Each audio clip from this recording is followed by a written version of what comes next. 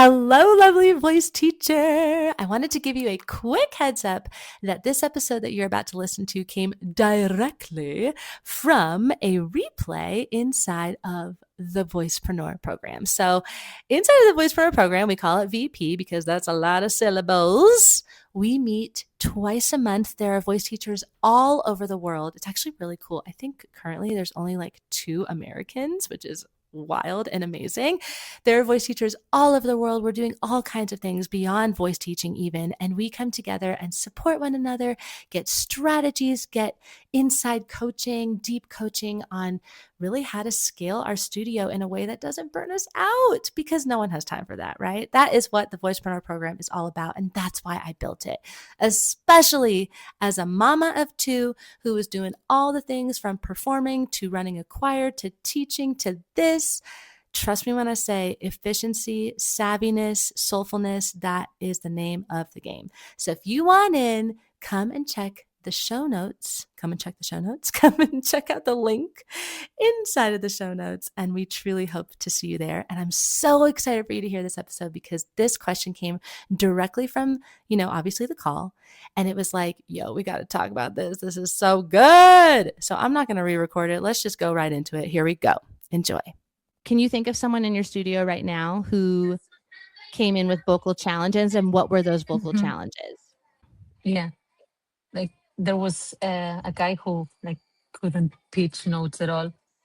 The first class. Yeah. And now he is able to do that? Yeah. What can he do? Yeah. He pitched every note now. He learned how to accompany himself with piano, and then he in a year and a half taking lessons with me, he's he was able to get into the conservatory. Like he wasn't pitching notes, and then he's doing the university. I don't know how to say that, but in the university. Yeah. Exactly. Yeah. Okay. So first of all, that's amazing. And we need to know that. But here's how you do that. There's 2 ways. Okay. There's the way your student, the conversation you're going to have with your student. And then there's the way in which that you show your people, your audience, through your website, through your Instagram, through your marketing. Okay, so let's start with the student first. The thing with the student and getting testimonials from them is, again, written and verbal, same thing. You are going to contrast to them and show them what they have learned with you. Because sometimes, most times, they don't even remember. They don't even know. They have not actually thought about, like that guy, if you were like, can I just take a moment in our lesson? This is what I would do. If he did something really cool in a lesson, I would be like, I just want to take a moment to reflect back to you that when you first came here, you couldn't even sing on pitch. And now you're accompanying yourself. You are not only accompanying yourself, but you are literally studying this. Like this is what you are doing. This is what you do. And if you say, I'm just so proud and honored and to see this progress. How does it feel for you? What do you feel like you've learned from this? Right? And you make it a conversation. Now, when you say that back to him and you have the conversation of how does it feel for you? What do you feel like you've learned? What do you feel like you've gotten the most out of in our lessons? Right? What were the things that were really challenging you when you first came in that don't even feel that hard anymore?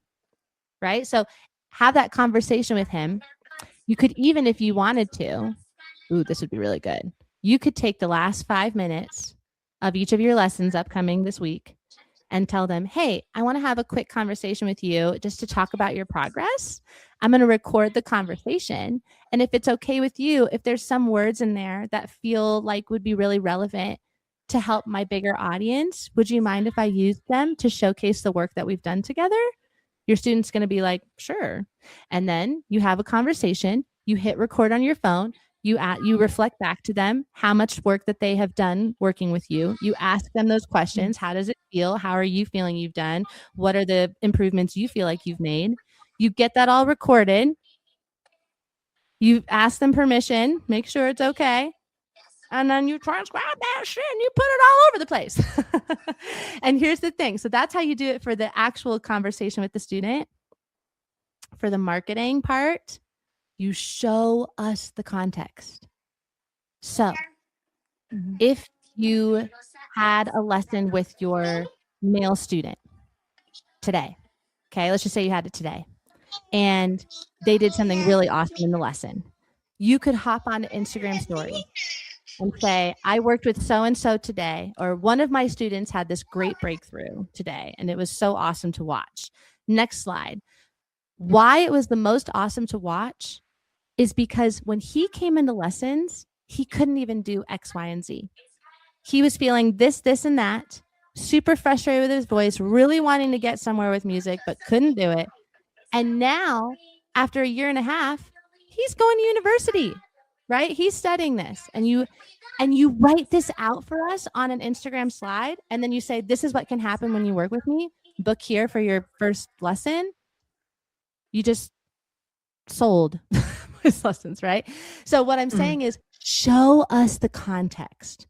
If you have a testimony on your website, show us the context. Right underneath, the picture of the person or the student that's giving you that testimonial, you could say this student came with these problems and is now doing X, Y, and Z. Just one sentence. And then you have a testimonial underneath that supports whatever that sentence is. That's also brilliant. And you can use one of those like lamer testimonials. I loved working with Maria because she's such a great teacher. That testimonial works really great when it's underneath. Susan came into lessons with all kinds of book problems and is now studying blah, blah, blah, blah, blah. And then you have that testimonial underneath it. We're like, well, damn, that's pretty awesome, right? Because you showed us where she came from or where he came from.